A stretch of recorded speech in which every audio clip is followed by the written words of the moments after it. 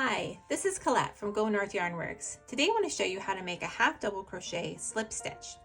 Now the half double crochet slip stitch is a simple combination of those two individual stitches. We'll start by yarning over, insert your hook into the stitch indicated, yarn over and pull up a loop, and then we'll slip that loop through the remaining two loops on the hook. So again, yarn over, insert your loop or your hook into the stitch indicated, pull up a loop, and pull that loop through the other two loops on your hook.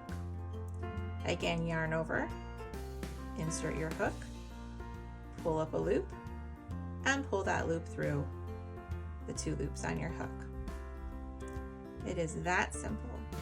Thank you so much for watching.